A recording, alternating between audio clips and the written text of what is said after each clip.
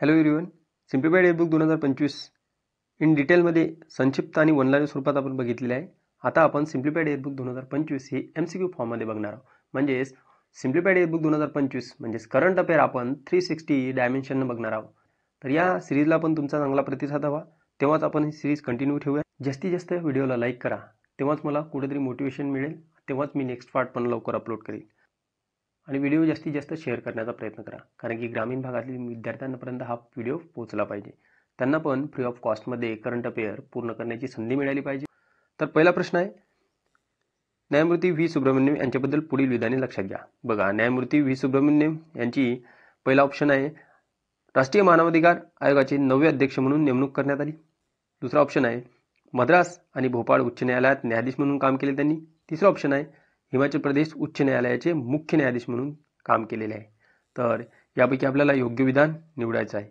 Option 4 दिलेले आहे तुमच्यासमोर, तो विचार करा. तर यामध्ये योग्य विधान आहे ऑप्शन क्रमांक 3. यामध्ये अ व क बरोबर आहे. मग राष्ट्रीय मानवाधिकार आयोगाचे 9व्या क्रमांकाचे अध्यक्ष म्हणून निवड झालेली आहे न्यायमूर्ती व्ही सुब्रमण्यम यांची, बरोबर आहे. तर ब रॉंग काय आहे, कारण की यामध्ये त्यांनी मद्रास उच्च न्यायालयाचे न्यायाधीश म्हणून काम केलं, पण भोपाळ उच्च न्यायालयाचे नाही, तर इथे तेलंगणा उच्च न्यायालयाचे पण न्यायाधीश म्हणून काम केले त्यांनी, आणि हिमाचल प्रदेश उच्च न्यायालयाचे मुख्य न्यायाधीश म्हणून त्यांनी काम केलेलं आहे. बघा, इथे भोपाळ दिलेलं आहे म्हणून हे चुकलेलं आहे, कारण की मद्रास व तेलंगणा या उच्च न्यायालयात त्यांनी काम केलेलं आहे न्यायाधीश म्हणून, तर हिमाचल प्रदेश उच्च न्यायालयात मुख्य न्यायाधीश म्हणून काम केलेलं आहे त्यांनी, म्हणून ऑप्शन क्रमांक 3 बरोबर आहे. पुढील प्रश्न बघूया आपण. प्रश्न क्रमांक 2, अमेरिकेचे नियोजित अध्यक्ष डोनाल्ड ट्रम्प यांनी आर्टिफिशियल इंटेलिजन्स या विषयावर वरिष्ठ धोरण सल्लागार म्हणून कोणाची नेमणूक केली आहे. तर पहिला ऑप्शन आहे श्रीराम कृष्णन, त्यानंतर अनिता सिंघानिया, राज पटेल, यापैकी नाही. तर ऑप्शन असेल श्रीराम कृष्णन आपलं उत्तर असेल. तर बघा, यामध्ये त्यांनी काय केलेलं आहे, अमेरिकेचे नियोजित अध्यक्ष डोनाल्ड ट्रम्प जे आहेत त्यांनी आर्टिफिशियल इंटेलिजन्स या विषयावर वरिष्ठ धोरण सल्लागार म्हणून भारतीय वंशाचे उद्योजक आहेत श्रीराम कृष्णन यांची निवड करण्यात आलेली आहे. कृष्णन हे एक गुंतवणूकदार आणि लेखकही आहेत, लक्षात ठेवा. तर यांची हे निवड करण्यात आलेली आहे आर्टिफिशियल इंटेलिजन्स या विषयावर वरिष्ठ धोरण सल्लागार म्हणून. प्रश्न क्रमांक 3, पंतप्रधानांच्या आर्थिक सल्लागार परिषदेचे अध्यक्ष म्हणून कोणाची नेमणूक करण्यात आली. सुमन बेरी यांची. कोणाची निवड करण्यात आली आहे, सुमन बेरी यांची.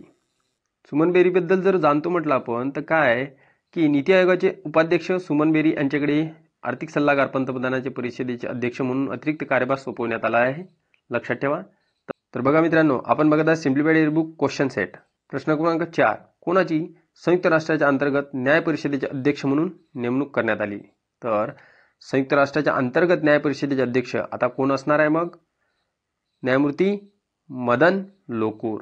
तर त्यांचा काळ जर बघितला आपण, तर 2012-18 दरम्यान ते सर्वोच्च न्यायालयाचे न्यायाधीश होते.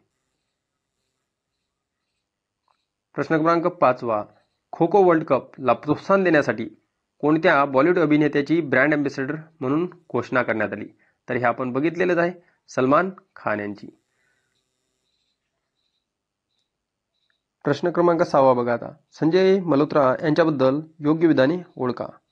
तर बघा, पहिला ऑप्शन आहे त्यांनी भारतीय रिझर्व्ह बँकेचे 25वे गव्हर्नर म्हणून पदभार स्वीकारला. तर ऑप्शन 2 आहे ते 1990च्या बॅचचे राजस्थान कॅडरचे IAS अधिकारी आहेत. तर ऑप्शन क्रमांक 3, त्यांनी केंद्रीय अर्थ मंत्रालयात महसूल सचिव म्हणून काम केले आहे. तर आन्सर काय असेल मग आपलं, 2 ब व क बरोबर आहे. तर बघूया आपण नेमकं काय आहे ते. बघा, संजय मल्होत्रा हे रिझर्व्ह बँकेचे 25वे नाही तर 26व्या क्रमांकाचे गव्हर्नर म्हणून पदभार स्वीकारलेला आहे, लक्षात ठेवा. 26व्या क्रमांकाचे आहेत. तर 1990च्या बॅचचे जे राजस्थान कॅडरचे IAS अधिकारी आहे, बरोबर आहे. आणि केंद्रीय अर्थ मंत्रालय. प्रश्न क्रमांक 7 बघा, आशियाई क्रिकेट परिषदेचे ACCचे नवे अध्यक्ष म्हणून निवड झालेले शमी सिल्वा हे कोणत्या देशाचे आहे. शमी सिल्वा हे कोणत्या देशाचे आहे मग, तर श्रीलंकेचे. लक्षात असू द्या, आशियाई क्रिकेट परिषदेचे ते नवे अध्यक्ष म्हणून त्यांची निवड झालेली आहे. जय शाह यांच्या जागी आता कोण आहे मग, आशियाई क्रिकेट परिषदेचे अध्यक्ष आता श्रीलंकेचे शमी सिल्वा, आधी होते जय शाह. तर प्रश्न क्रमांक 8 बघा, भारतीय क्रिकेट नियामक मंडळाचे BCCIचे कार्यकारी सचिव म्हणून कोणाची नेमणूक करण्यात आली. आता BCCIचे कार्यकारी सचिव म्हणून कोणाची नियुक्ती करण्यात आली, देवजीत सैकिया. आता देवजीत सैकिया यांची काय BCCIचे कार्यकारी सचिव म्हणून नेमणूक करण्यात आलेली आहे. तर रॉजर बिन्नी जर बघितलं यांनी आसामचे माजी क्रिकेटपटू देवजीत सैकिया यांची काय BCCIचे कार्यकारी सचिव म्हणून नियुक्ती केली आहे. रॉजर बिन्नी हे भारतीय क्रिकेट नियामक मंडळाचे अध्यक्ष आहेत. यांनी आता भारतीय क्रिकेट नियामक मंडळाचे सचिव म्हणून देवजीत सैकिया यांची निवड केली आहे. 5 डिसेंबर 2024 रोजी पुढीलपैकी कोणी सर्वोच्च न्यायालयाचे न्यायाधीश म्हणून शपथ घेतलेली आहे? बघा, न्यायमूर्ती मनमोहन. तर न्यायमूर्ती मनमोहन यांनी आता सर्वोच्च न्यायालयाचे न्यायाधीश म्हणून शपथ घेतलेली आहे. लक्षात असू द्या, 5 डिसेंबर 2024 रोजी. तर न्यायमूर्ती मनमोहन बद्दल जर जाणतो म्हटलं तर दिल्ली उच्च न्यायालयात मुख्य न्यायाधीश होते त्याआधी. प्रश्न क्रमांक 10. नेटुम्बो नंदी नदैतवाह यांची कोणत्या देशाच्या पहिल्या महिला अध्यक्ष म्हणून निवड करण्यात आली? महिला आहेत, पहिल्या आहेत, महत्त्वपूर्ण आहे. तर नामिबियाच्या अध्यक्ष म्हणून त्यांची काय निवड करण्यात आली. लक्षात असू द्या, ह्या महत्त्वपूर्ण आहे आपल्याला की नामिबियाच्या पहिल्या महिला अध्यक्ष म्हणून निवड करण्यात आली नेटिम्बो नंदी. प्रश्न क्रमांक 11. अमेरिकेचे अध्यक्ष डोनाल्ड ट्रम्प यांनी federal bureau of investigation FBI या तपास संस्थेच्या प्रमुखपदी कोणाची निवड करण्यात आली? मग तर FBIच्या पदी आता कश पटेल यांची नियुक्ती करण्यात आली. तर कश पटेल जर बघितलं आपण यांच्याबद्दल जाणतो म्हटलं, हे गुजरातचे आहेत, भारतीय वंशाचे आहेत. लक्षात असू द्या. प्रश्न क्रमांक 12 बघा, जय शहा यांच्याबद्दल योग्य विधाने ओळखा. आता जय शहा बद्दल आपल्याला माहिती दिलेली आहे. तर ऑप्शन पहिला आहे ICCचे सर्वात तरुण अध्यक्ष म्हणून त्यांनी पदभार स्वीकारला. ऑप्शन दुसरे आहे ICCचे अध्यक्ष होणारे ते 4थे भारतीय ठरले आहेत. तर ऑप्शन तिसरा आहे याआधी ते BCCIचे सचिव म्हणून कार्यरत होते. तर आन्सर काय असणार मग? फक्त अ आणि क बरोबर आहे. तर जाणून घेऊया आपण. तर ICCचे सर्वात तरुण अध्यक्ष म्हणून त्यांनी पदभार स्वीकारला, बरोबर आहे. तर ICCचे अध्यक्ष होणारे ते 4थे भारतीय ठरलेले आहेत का? मग ICCचे 4थे अध्यक्ष होते का ते? नाही. तर ते ICCचे 5वे अध्यक्ष ठरले आहेत.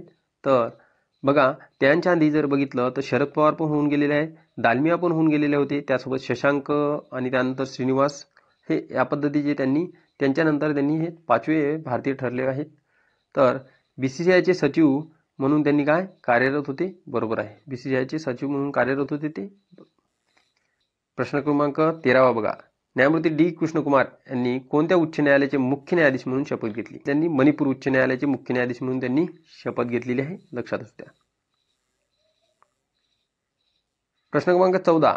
दुबई स्पोर्ट्स काउन्सिलने नोव्हेंबर 2024 मध्ये कोणत्या भारतीय क्रिकेटपटूची क्रीडा राजदूत म्हणून नियुक्ती केली? अतिशय महत्त्वपूर्ण आहे. तर भारतीय क्रिकेटपटूची आता क्रीडा राजदूत म्हणून नियुक्ती करण्यात आलेली आहे. तर आपल्याला महत्त्वपूर्ण आहे, हरभजन सिंग यांची आता क्रिकेटपटूचे क्रीडा राजदूत म्हणून नियुक्ती करण्यात आलेली आहे. प्रश्न क्रमांक 15. अमेरिकेचे नवनिर्वाचित अध्यक्ष डोनाल्ड ट्रम्प यांनी कोणाची राष्ट्रीय गुप्तचर विभागाच्या संचालकपदी निवड केली? राष्ट्रीय गुप्तचर विभागाचे संचालक आता अमेरिकेचे कोण असणार? तुलसी गबार्ड. लक्षात ठेवा, तुलसी गबार्ड हे राष्ट्रीय गुप्तचर विभागाचे अमेरिकेचे संचालकपदी त्यांची निवड करण्यात आलेली आहे. महत्त्वपूर्ण आहे. तर बघा, ॲज अ डेमो लेक्चर म्हणून आपण हे लेक्चर घेतलेलं आहे. तर पुढे ही कंटिन्यू सिरीज करायची असेल, जर चांगला प्रतिसाद मिळाला तरच मी या सिरीजला वेळ देऊ शकतो आणि तुमचा वेळ घेऊ शकतो. तर बघा, ही सिरीज एकच येणारी जी काही कंबाईन 2 तारखेची एक्झाम आहे त्या तारखेची रिव्हिजन म्हणून पण होईल.